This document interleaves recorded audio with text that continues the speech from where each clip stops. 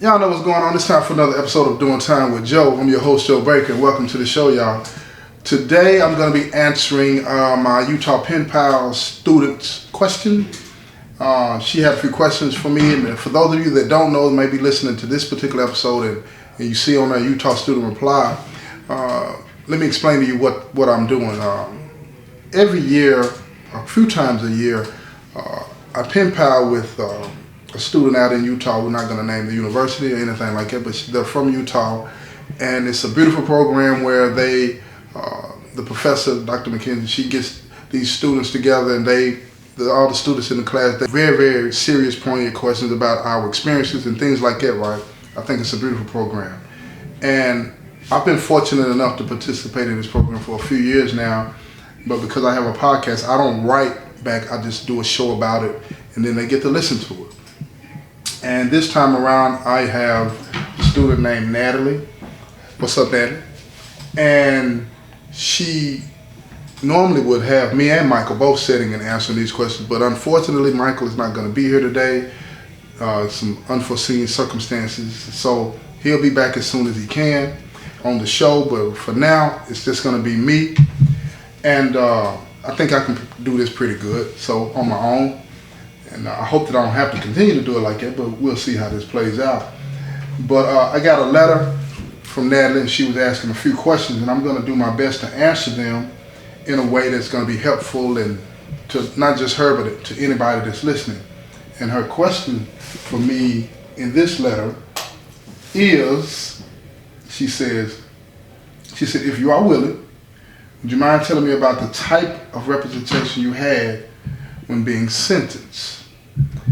And she wants to know, did I have a private attorney or a public attorney, and do I think that would have made a difference in my experience? So I got a total of 3 questions, and I'm going to go with the first one. And she asked me, again, I'm going to read it again. She said, asking me what type of representation did I have when I was being sentenced. I think that I had some very good representation. My lawyer, James Simmons, this guy, look here, he's one of those individuals, because I was facing the death penalty, he's one of those individuals that takes a lot of cases like that, and I was fortunate enough to have him. I also had a gentleman by the name of Wade Bobo. He was, at one time, he was a prosecutor. I don't know what put him, on the other side of things, but he ended up being my lawyer. It's a funny story about how I ended up with Mr. Bobo as co-counsel. When I was in prison, when I was in jail, I had been appointed a public defender. I think his name was Martin. I think James Martin. And me and him had a couple of conversations downstairs. They bring you downstairs to talk to your lawyer so you can have privacy. So I remember talking to Mr. Martin downstairs, and I was telling him a few things about the case and all this and that, right? And he was just totally like, no, ain't nothing I can do for you, blah, blah, blah, this and then the third, right? And it kind of spooked me. And when I went back upstairs, I was talking to some of the guys in the pod, and they were like, man, you need to try to get Bobo, man. Wade Bobo, that's his name, right? So without a nickel in my pocket and any money to have anywhere, I called him up on the phone. You make a legal call, right? So I got his number, and I called him on the phone, and I told him about my case, and he had heard about it. And he said that he charged a certain amount. I'm like, I ain't got no money. So I don't know what happened. But when the time came because I had asked for another lawyer, when the time came for the judge to reappoint me a lawyer, it was Bobo's turn to be in the pool, right? Private attorneys, for whatever reason, I don't know how this works necessarily, but they do a lot of pro bono work for the courts. And they'll take on cases of people that, are court-appointed situations. So Bobo got appointed to be my attorney. So when he came to talk to me and all that, I told him, what happened and how I, ended up calling him and all this whole kind of stuff. And he was like, well, it worked out for you. And I said, well, what can you do for me? He said, it's going to be a tight fight. I don't see how, I can do too many things for you depending on the evidence that they have, but we're going to see. And him and Mr. Simmons fought for me in a way that I believe that saved my life. And I didn't end up on death row.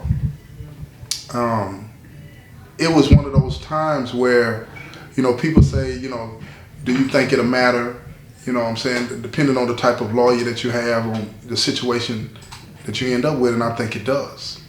I really do think it matters. If you don't have a lawyer, even if you have a situation where you're guilty, but if you don't have a lawyer that believes in your humanity, you're going to find yourself in a situation way worse than it could be.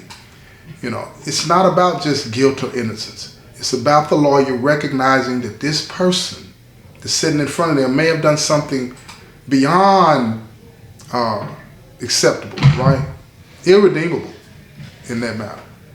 But that person that's sitting across that table from that lawyer is a human being that deserves to be fought for. I get what a lot of people say. Don't get it twisted, y'all. I really do understand when people say that you should have been thinking about that before you did it and all of this and that, right? And that's true. But what I would ask people to consider is that even when a person is wilding out and doing stuff that they have no business, right? I would ask you to consider what type of mindset was that person in. No, it's not an excuse. Because you're going through something in your life, it's not an excuse to cause harm or take somebody's life or sell drugs or rob somebody's house, shooting up a neighborhood. None of that is an excuse because you had all of these traumas in your life. But it does help put it into context.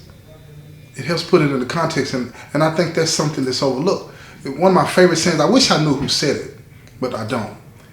But it's a Jewish saying, and it says, justice without mercy is evil.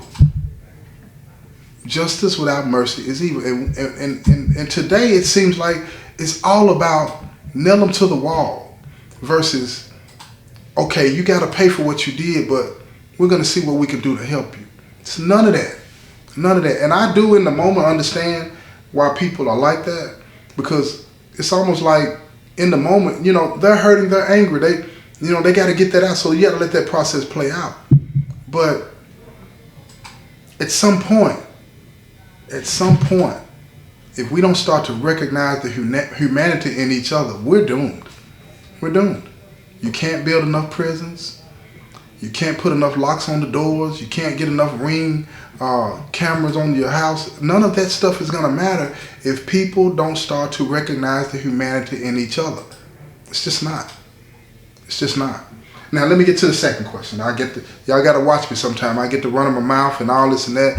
Hit me up in the comment sections if you think, I need to shut up sometime and get back to the point of the story, okay? I don't take it in an offensive way. I love all the criticism that I get, right? Just make sure you hit that subscribe button and the notification button. Keep doing that. Okay, the next question is, did you have a private lawyer or a public defender? I think I've answered that. They were public defenders, but Bobo was in private practice and got appointed my lawyer. Mr. Simmons he was in private practice and got appointed to be my lawyer. So I ended up, in a pretty good situation on that, right? Now, the last question that Miss Nadler had for me, she said, do you think having one or the other would make a difference in your experience? I think, again, like I answered in the first part of this, I think, again, the difference is with any lawyer is that does that lawyer recognize the humanity in the client, regardless of what they've done? That is the key. If the lawyer does not recognize the humanity in the client, it's just an exercise in, the lawyer sees you as a client. He's looking at the case. Can I beat it? Nope. Can I settle? Maybe. All of this kind of stuff. But it's not that fight for this person deserves to be treated a certain way. That fight doesn't happen. That fight doesn't happen. And that happens so many times. But most people, the reason I think most people are not really aware of how the justice system works is because you don't even encounter it. You have no reference about how it works until you end up in it. Yeah, they got these little things where they do these academies where they'll take people and they'll try to introduce them to the system and show them this or show them that. But it's all sanitized. It's all sanitized.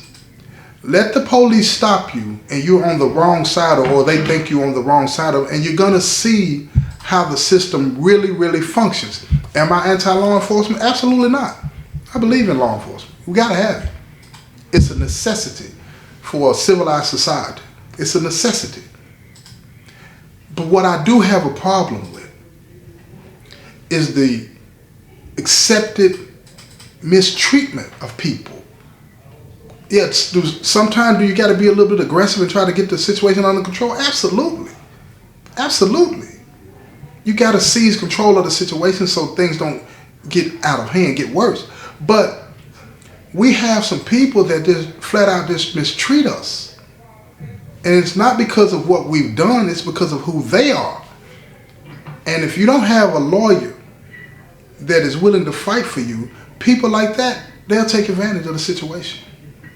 They'll take advantage of the situation. And that is what is acceptable. That's why it becomes acceptable in prison, you know, when you hear all the stories about people mistreating each other and doing all the types of things. Because if you have a lawyer that doesn't care about you, it doesn't help you when you get to that point where you need to accept responsibility. It's one thing that Bobo and Mr. Simmons always did with me.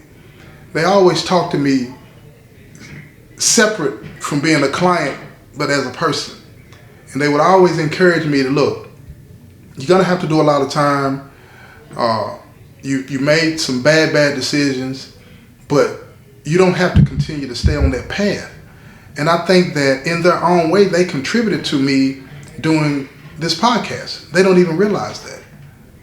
Because the trajectory that I got put on by having people like that in my life and the people that I've met throughout my incarceration, it put me on that path of wanting to do right, wanting to live up to the expectations of the people that I encounter. And it started with my lawyers. So lawyers matter. Who represents you matter. And I don't think that the clients recognize that as much as they need to. And most definitely, the public. You know, the public gets upset when you see a lawyer out there fighting for the client and all this and that. They think that, you know, you're defending a murderer, you're defending a drug dealer or a gang member, whatever the case may be. No, he's defending or she's defending a human being. And if we continue to go down this path where we think that some people deserve justice in the courts and others don't, we got a problem.